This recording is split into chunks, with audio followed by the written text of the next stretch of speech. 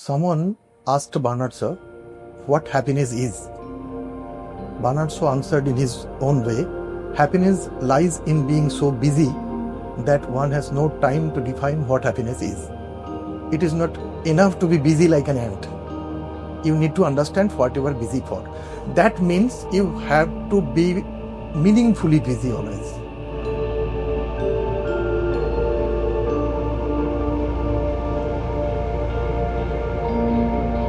I am Apurba Kumar Panda from Kolkata. I am a retired state government employee. You can easily understand that I am a collector too. And my subject of collection primarily is things related to the middle class people of Bengal, undivided Bengal I should say. And naturally you can understand that this is a big subject, a huge subject. And there are so many things I can collect in this field. But I generally try to collect at least a few samples of different field and of manageable proportion. We are a small family. I have my wife and son. We stay in a 4-storied building and we have dedicated the whole building to my collection. I started collecting with my father.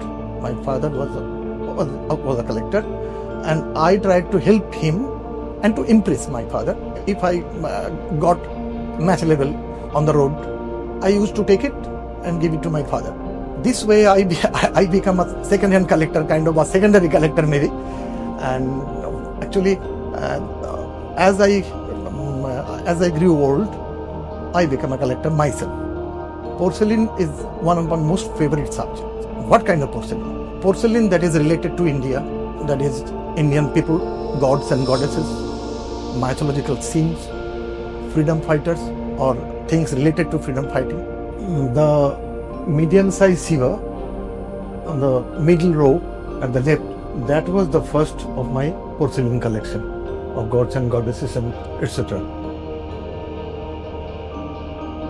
Besides these gods and mythological scenes, another popular theme at that time was Indian freedom struggle.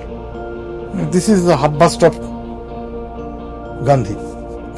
I say this is Gandhi doll from Japan. In the 19th and 20th century, at the beginning of 20th century, we know that brides were between the age of 6 and 16 maybe. At that age, they were sent with porcelains like Shwanu Putul or lime dolls and a few gods and goddesses.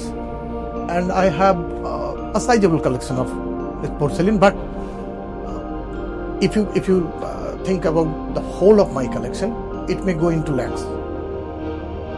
In this floor, one can see over 2,000 old and rare items.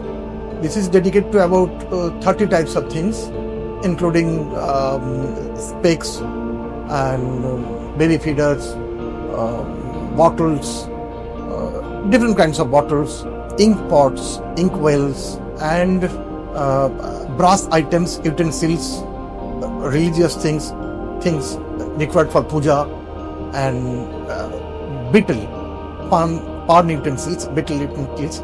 There are a few toys, dolls,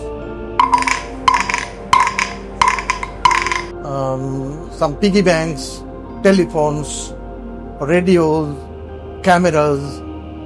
We have dedicated this floor to these things.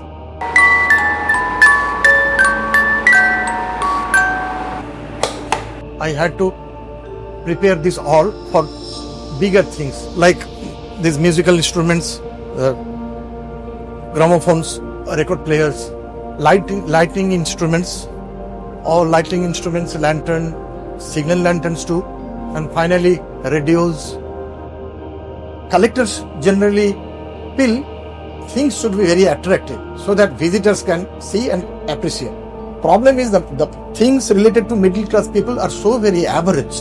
Collectors are not very much interested because those are not very attractive, very interesting. But I believe those were interesting. And this is my library and I have over 10,000 books and magazines in my collection, and every collector should have a library for his own information and also for collections. Even God cannot change the past, so He can only preserve the past. He cannot change it, so He can only preserve the past. A very old collector used to say that I haven't collected anything. These things have come to me and they are staying with me as long they wish. I believe even if my son decides to sell these off, it will reach another collector.